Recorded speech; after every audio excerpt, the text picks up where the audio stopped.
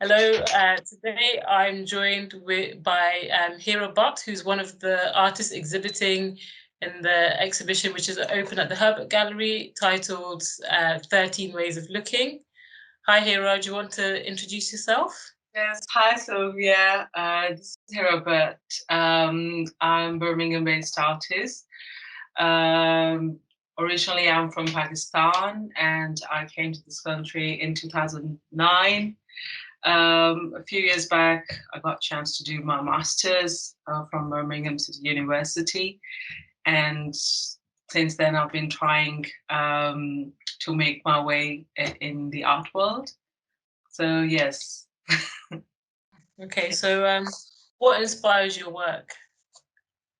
As an artist, I think after going through the huge transition from one culture to another, I observed changes and how this transition changed relationships. And that's inspired my work initially when I did my master's. Um, I did my final thesis was on it was all autoethnographical, inspired by my own experiences and the relationships that were around me. So it's very fascinating to me how little cultural dynamics can change relationships on smaller level and on macro level as well. So that's how I started. Well, that's the inspiration for me to do what I do. Okay, thanks for that. It's good to kind of have a little bit of a background understanding about work in general. And then now more specifically, in relation to the work that you've created for 13 Ways of Looking, part of that involved traveling to Pakistan, your home country. So Mhm. my question is, how important was it for you to travel to Pakistan and talk to women there as part of your initial research?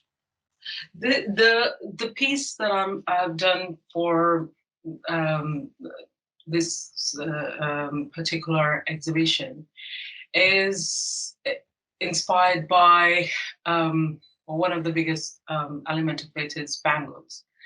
And the reason it was important for me to go back and to have these conversations with women there and here as well, Pakistani women or South Asian women who are residing um, in England around me, was because I needed to, although it was part of my observation growing up, and I could see was happening, but now that I was focusing on particularly the narratives that these bangles that these women are wearing on their hands all the time, what do they have to say when you ask them?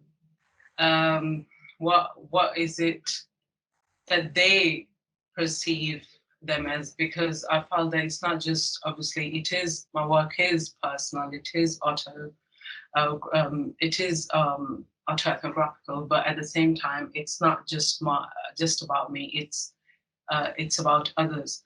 So I needed to hear um, from them and see how they see their lives or what narratives they have to tell.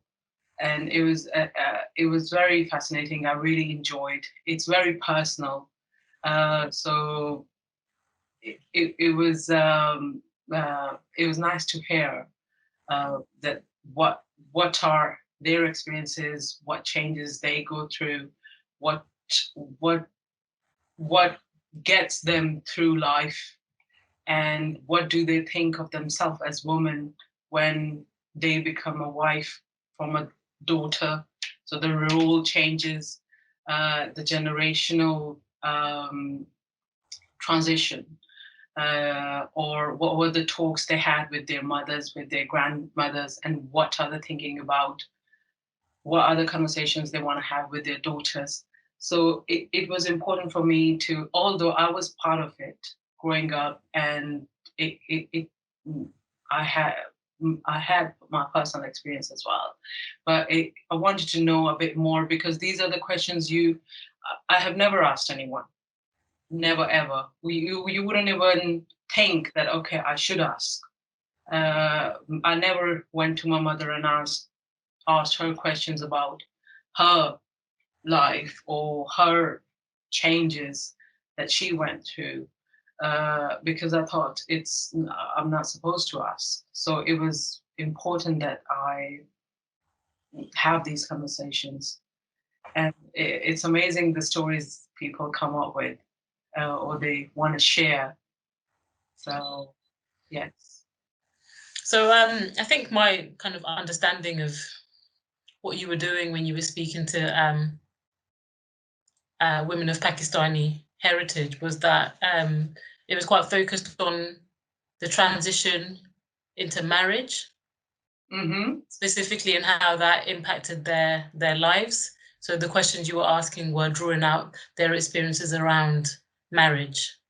It is around marriage, and because it is one of the biggest role change in what I feel is in South Asian community. It is a huge event.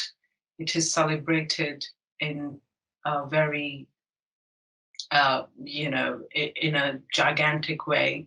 There's a lot of time, energy, and money spent on it, and it's focused on it's focused on a lot of things, but one of the biggest thing is the bride, the woman, obviously it's the man as well, but because she's the one who leaves uh, one house and goes to another, um, it's a huge change for her.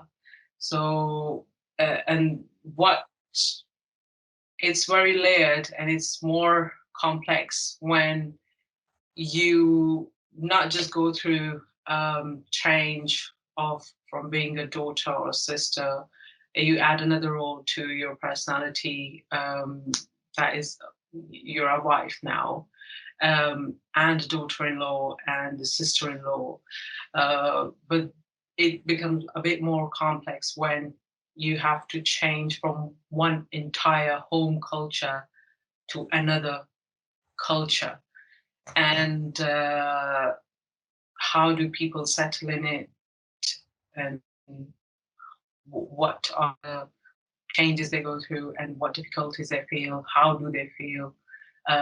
So it was all about these conversations as well. In Pakistan, obviously, people are not moving from one culture to another culture. But when they are moving from one country to another, due to the reason of getting married, especially, then that's another layer on the complexity of the relationship that women or men sometimes go through. Yeah, So, interesting.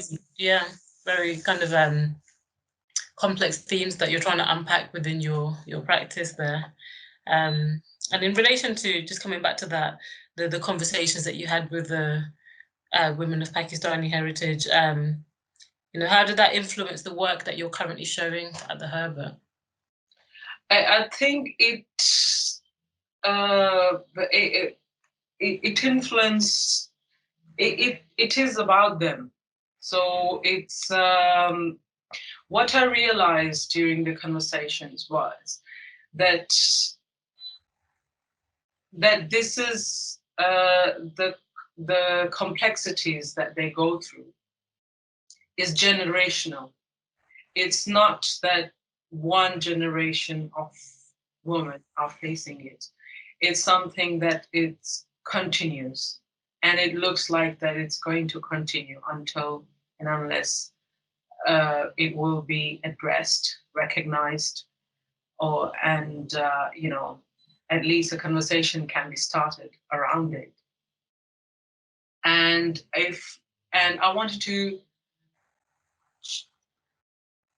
choose something which is domestic. So I was having a conversation once with somebody, and while they were putting clothes, hanging clothes on the washing line, and I just felt that it's like a washing line which just continues, and like it's like a line of um, complexities that just continues. So originally, the idea it came from washing line basically, and I felt that it's a continuation, and that's how I came up with deforming bangles and making a chain out of it.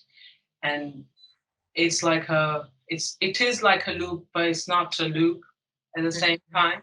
But the idea behind it is continuation of this narrative, and that's how it got transferred into um, the piece I've made for the gallery.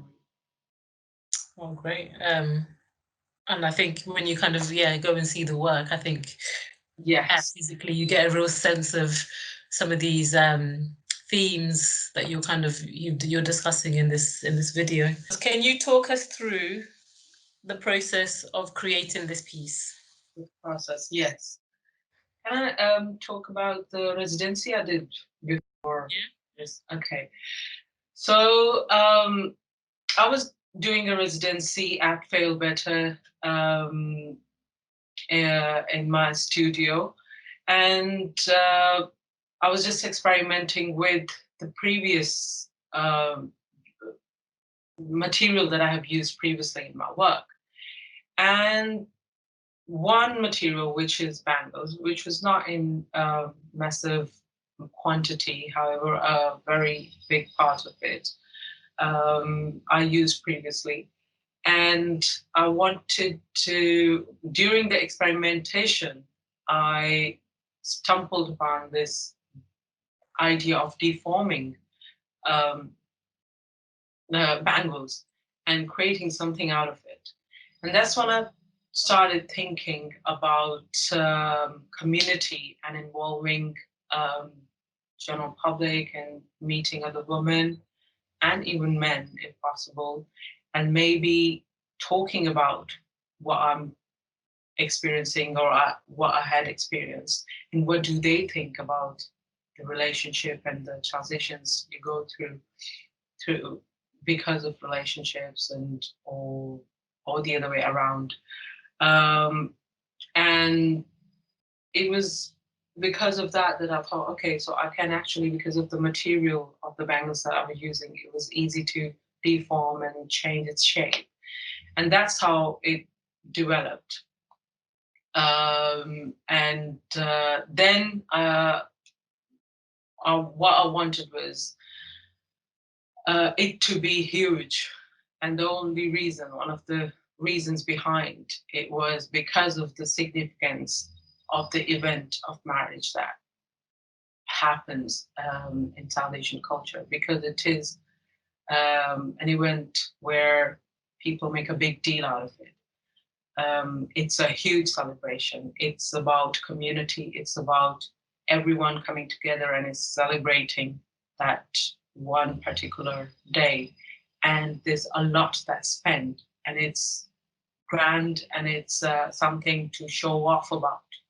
So during while we were thinking about this project, we hit pandemic, and there was time where I couldn't get enough material.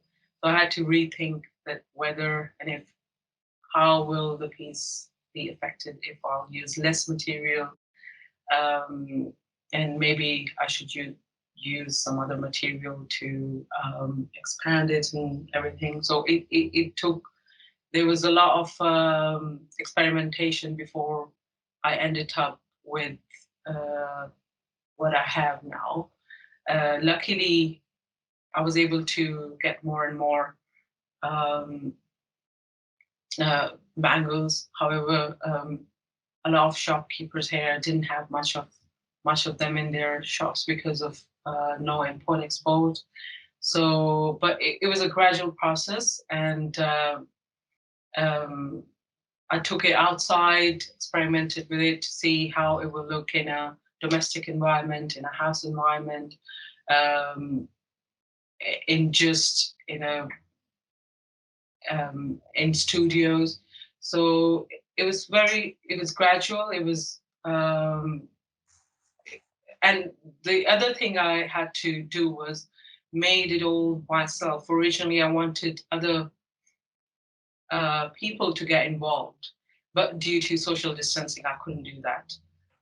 But it was still interesting, and I was very lucky that I already had trip to Pakistan before we hit the pandemic. So my research was already done, most of it. So that was the lucky part in it. And yes, so that's how it developed. Yeah, and I think yeah, just the challenges of trying to create work in a crisis like we're experiencing now. I think you can, in the way that you're talking about it, we can really kind of have a bit of an understanding of how difficult it was to realize this piece. So I think yeah, that's going to add something to the way in which people see it. Actually, that it was made in the middle of the pandemic. And so, actually, just thinking about people coming to look at the work and what they might take away. My question for you then is, what would you want the audience to come away with after viewing your work? Because what my work is about, I think it's about something which is not talked about much with confidence and with bluntness, I would say, in South Asian culture, especially. And I think what I would want is people to just realize that it exists, and it's not small. It's a massive emotion, massive feeling that a lot of women go through. And I think as far as somebody can relate to it, or maybe understand, um, try and understand and see what happens, or maybe have a little bit more understanding of the culture, different culture to them. I think that would be something I would want them to take away with it. And then just moving into my last question for you is, where do you see your work going next? I think this work has opened a can of worms for me in terms of questions, in terms of questioning so much now in regards to mindset of different cultures and where that mindset has come from. How is it affected through literature, through education, or through entertainment, and what impacts it has on relationships, especially what impacts it has on women, and what are the fights they had to fight unnecessarily because of the mindset that a certain culture or different cultures have. And I think I can see myself working on and digging into these areas, moving onwards, and it's very interesting. And it has got such a history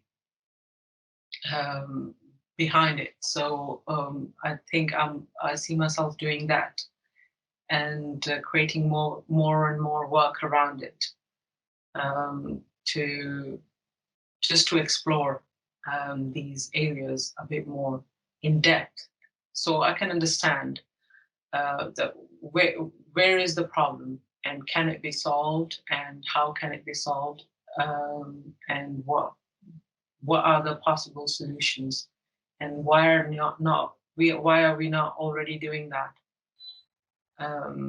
So I think it's just around that. And do you think that the focus will still be on women of Pakistani heritage, or South Asian women, or are you thinking more broadly? I think that it has to be. It will go.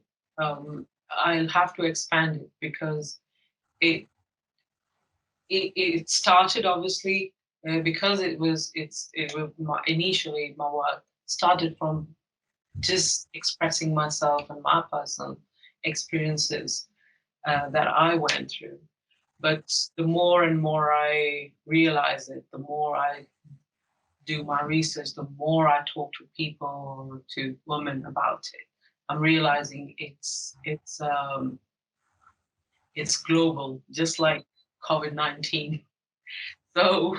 So it's huge, and it will it will definitely spread, and it has to be seen from a distance and holistically. So yes, it will expand, and it will go forward. Brilliant. Thank you. Thank you so much for your time today, Hira, and just giving us an opportunity to hear more about your practice, and also, for those who haven't, for those who are able to to get out and go and see the work for itself as well. So that's great. Thank you. Thank you very much.